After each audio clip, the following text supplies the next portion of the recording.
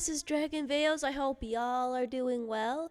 Welcome back to my channel, and I hope you've had a nice New Year's Eve. We are back once again to another Owl House video. That's right, after a long time, I have finally gone back to an Owl House video. And for this one, I'm going to talk about Luz's character arc and the evolving themes of the Owl House that had happened during that time, especially because now the Owl House is turning 5 years old. That's right, it's been 5 years since that show first aired and has become one of the most popular ones in the Disney Channel franchise. Holy shit. For this video, I'm just going to discuss of how Luz started in Season 1, as well as the themes that were covered in each episode, and how far she has come, as well as just in general what the Owl House had covered in each of the seasons and what has happened since then. So be warned of spoilers, and I recommend watching the Owl House on Disney Plus if you had not watched it yet. And beware of spoilers once again. Without further ado, let's begin. I don't need you to respect me, I respect. In the beginning of Season 1, she came across as very destructive, going as far as bringing some fireworks to school, as well as live snakes. It was a little understandable why she would land at the principal's office at that point. However, I still have a beef about her going to the principal's office simply because she inverted her eyelids. Really? I mean, I understand with the Romeo and Juliet was a bit of concern, though they could have just given her a warning on that. And of course, they forced her to go to a summer camp where she has to learn how to be normal. Learning to appreciate public radio, balancing textbooks and money stuff, which for money stuff I don't mind because the sooner you learn this stuff, the better, because it helps you later on in the future, but doing it for 3 whole months, it really doesn't seem like something that would help in the long run of things. And of course, poor Luz felt like she had to get rid of her book as a result. An ironic twist of fate, she follows Albert, who stole her book, all the way to a run-down shack and comes across Ida, the infamous witch of the Boiling Isles, thus changing her life forever. And in a lot of ways, Luz comes to finally feel wanted and accepted in her life, finally feeling like she has some sense of belonging and actually learn how to be a real witch. It's also there that she comes across some other misfits in a confirmatorium, where other misfits were locked in there because they were just simply being weird. So, as this journey goes on for Luz, she also comes across other people with similar struggles of wanting to fit in and fitting into the system that is, what we learn later on, is pretty messed up. But along the way, she also learns of how to better control her chaotic tendencies of taking things too far and take things in a realistic standpoint. Not completely until in later seasons, but up to the point where she's finally taking some recognition of, okay, some of the stuff I do is a little destructive and I need to tone it down. She's also starting to learn to appreciate herself for who she is with the help of Ida and King. And it was up to the point where, because she's surrounded by that love, she risks everything in order to take on Emperor Belos. It was a risky plan and it cost her the portal, but she took responsibility for what she has done and wanted to continue re-evaluating it more in later seasons.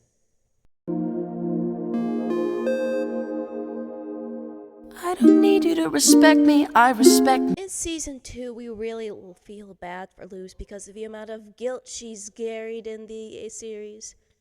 So far, in terms of that theme, it still holds on to the concept of acceptance and learning how to love oneself, but this is also where it reestablishes the theme in Season 1 about taking responsibilities for your actions. In this case, Luz felt really bad for what had happened to Ida. Even though the curse was going to consume Ida eventually, Luz felt like she was responsible for making it worse, up to the point where her poor mentor was powerless. So she decided to pick up her girl pants and, of course, take on the world whenever possible, going as far as endangering herself once again. Thankfully, Ida, in the first episode, managed to try to talk some sense into her and try to reassure her that not all of her consequences had a negative impact, which is something I'll talk about in a future video. So, in a lot of ways, Luz slowly loses that guilt and focuses more on the here and now of what they need to do in terms of their situation. As a result, she once again improvises, and the skills that she developed in season 1 become more handy in season 2, especially when she goes toe to toe with the Golden Guard. Now, when the Golden Guard came, this is where Luz had to take on a more trickier portion of her character arc. We all seen of how she would always go into the expectations of how everything was going to be like her PG fantasy world that she's seen in like anime and such. However, we've seen in the Boiling Isles that not everything is what it seems. So, of course, she tries her best to take on a more realistic approach, still having some naivety and some of her judgment, especially when it came to Hunter and hunting Palisman. But thankfully, she managed to talk down Hunter or spoke in a way that he understood and showed some empathy towards it. So it does hold some sense of maturity in what she is trying to accomplish. And so this is where the tone about acceptance comes in a little bit more in season 2, especially when she learns the truth about the government that Emperor Bellos had built up in the years. She soon learns that the government was nothing more than a cruel, twisted game and a sinister trap that Bellos was setting up for the inhabitants just so he could get rid of a world of the witches and demons forever, being the savior that his people had wanted for so long. And of course, this is where the consequences are having to be dealt with, and Luz feels more guilt worse than ever before at the tail end of the series. And it's also in that point at the tail end of season 2 where this is a bitter pill for Luz to swallow, that not everyone can be saved, and that these are going to be some situations that she can't control. So by the end of season 2, she was filled with guilt and having to protect her Hexide friends from further harm as they entered the human world.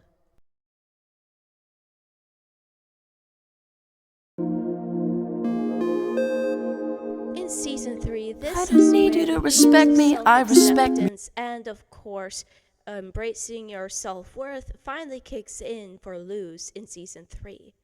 In the beginning of it, with thanks to them, Luz has to deal with the reality of her consequences, feeling bitter and hating herself because of her actions. Just when you thought that what happened in season 2, episode 1 was bad, this is 4 times worse. She was even up to the point where she felt like she never wanted to exist in the first place. Ugh. And then, of course, we also learned about Luz's past, of why she was so destructive in her actions as of late, up to the point of landing into the principal's office more than one occasion. She only did it because people didn't recognize her. I mean, never in my life have I ever been mad to a whole fictional town. I mean, Bikini Bottom was one thing when they got a little annoying when it came to SpongeBob's grandma, but this is just a whole new level of anger. I mean, they treated Luz like she was nothing more than a glorified rat, and she barely had done anything wrong up to the point where she had to get destructive in order for her to get noticed. How sad is that? It was even up to the point where even poor Camilla didn't know what to do with her. Even with her support, she just kept metaphorically drowning in this cloud of misery. So Luz was still struggling with those consequences and frustrations that not everything is going to work out in everyone's favor, which is again what has been discussed throughout the series in general about expectations versus the reality of things. Luz felt like she was just going to keep messing up and messing up, but with Camilla's help, she comes to learn that messing up is just the way of life, and that the only way it gets better if you try to learn from your mistakes. And of course, Luz slowly begins to accept the fact that all she just wants to be is understood, which is represented in this iconic scene alone. So long to figure out. The only thing I've ever really wanted was to be understood.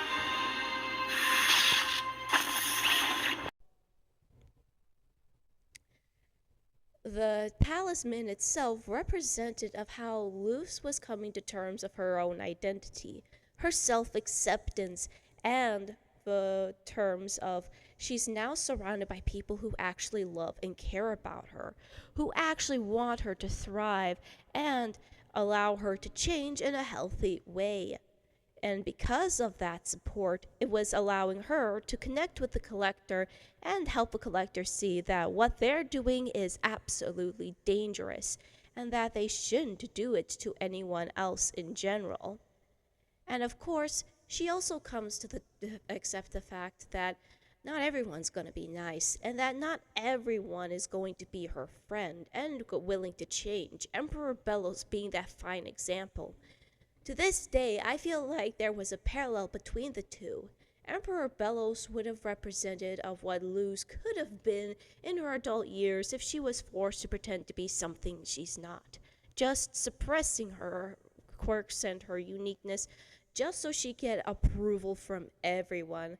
And man, it definitely shows the severe consequences of when we force people to do that. And of course, she finally accepts that just because Bellows was once human doesn't mean that he was someone worth saving at that point. And of course, this resulted in her coming to the terms that she's nothing like Bellows. She messed up, sure, but she was by far the most caring individual who acknowledged her mistakes, accepted them, and try to help others whenever possible in the most realistic approach she could.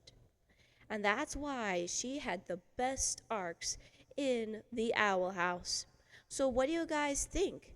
Do you think Luz has improved a lot in terms of character arc? Do you think she was a well-written heroine? And do you think the themes were done well? So do a like and subscribe, and stay tuned for possible videos. This is Dragon Videos signing off.